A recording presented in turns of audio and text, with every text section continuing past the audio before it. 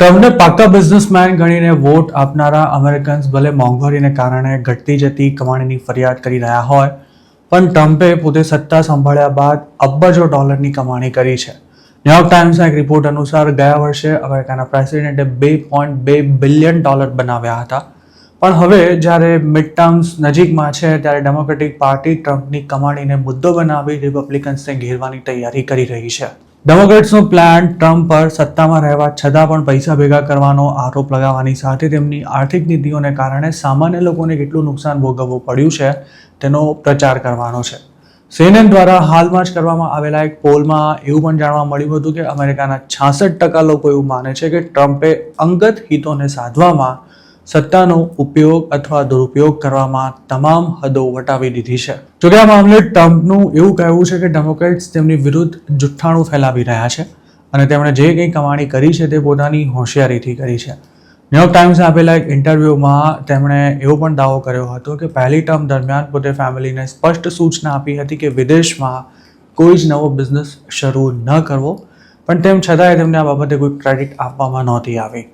ટ્રમ્પે 2017માં સત્તા સંભાળી ત્યારે પણ તેમણે પહેલા વર્ષમાં $594 મિલિયન કમાણી કરી હતી અને આ આંકડો 2025માં 3 ગણો વધીને $2.2 બિલિયન સુધી પહોંચી ગયો હતો. જોકે આ માત્ર તેમની 2025ની આવક છે. ટ્રમ્પની નેટવર્થ એટલે કે કુલ સંપત્તિ કેટલી છે તે કોઈ નથી જાણતું. અમેરિકામાં દરેક ટેક્સ પેયર્સની આવક અને સંપત્તિની વિગતો સિક્રેટ રાખવામાં આવે છે અને ટ્રમ્પ પણ તેમાંથી બાકાત નથી. પણ પ્રેસિડેન્ટ હોવાને કારણે તેમને દર વર્ષે ઓફિસ ઓફ ગવર્મેન્ટ એથિક્સમાં પોતાની આવકનો હિસાબ આપવાનો હોય છે અને તેના આધારે જ તેમણે 2025માં $2.2 બિલિયન બનાવ્યા હોવાનું કન્ફર્મ થયું હતું.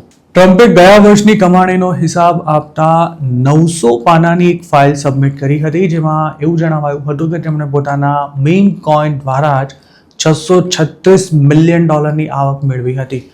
ટ્રમ્પની આવકમાં તેમની કંપનીએ શરૂ કરેલા નવા સાહસોનો હિસ્સો સૌથી વધારે છે. જોકે નવાઈની વાત એ છે કે પોતાના કોર બિઝનેસ એટલે કે ડોમેસ્ટિક ગોલ્ફ અને રિયલ એસ્ટેટના ધંધામાં તેમની આવક 2017થી અત્યાર સુધી માંડ 4% જેટલી જ વધી છે. આમ તો ટ્રમ્પની ઓળખ જ રિયલ એસ્ટેટના કિંગ તરીકેની છે, પણ તેના કરતાં તેઓ ક્રિપ્ટો ડીલ્સમાં અનેક ગણી વધારે કમાણી કરી રહ્યા છે. આ સિવાય ટ્રમ્પ ઓર્ગેનાઇઝેશને કતાર અને સાઉદી જેવા દેશો સાથે પણ રિયલ એસ્ટેટ ડીલ્સ કરી છે, જેના પર ઘણા લોકો સવાલ ઉઠાવી રહ્યા છે. ટ્રમ્પ પર એવા પણ આરોપ લગાવાઈ રહ્યા છે કે તેઓ સત્તામાં રહીને ફોરેન ગિફ્ટ્સ ન મેળવી શકે, પણ કાયદાકીય રીતે તેમને આ બાબતે હજુ સુધી કોઈ પ્રોબ્લેમ નથી થયો. જોકે હવે ચૂંટણીમાં આ મુદ્દો ગાજી રહ્યો છે.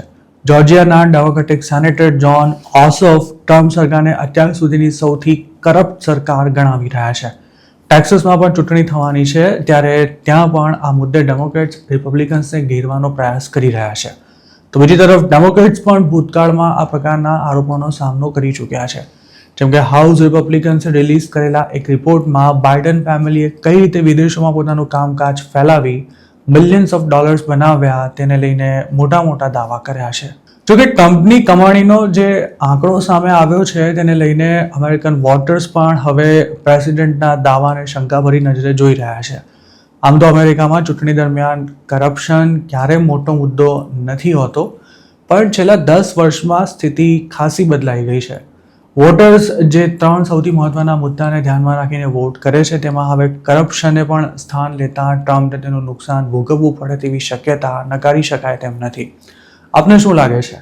અમેરિકામાં મોંઘવારી અને ઈરાન વોરની સાથે સાથે ભ્રષ્ટાચારનો મુદ્દો પણ ટ્રમ્પને 2026 મિડ ટર્મ્સમાં નડશે કે પછી માસ ડિપોર્ટેશનથી તેઓ બધું જ કવર અપ કરવામાં સફળ રહેશે?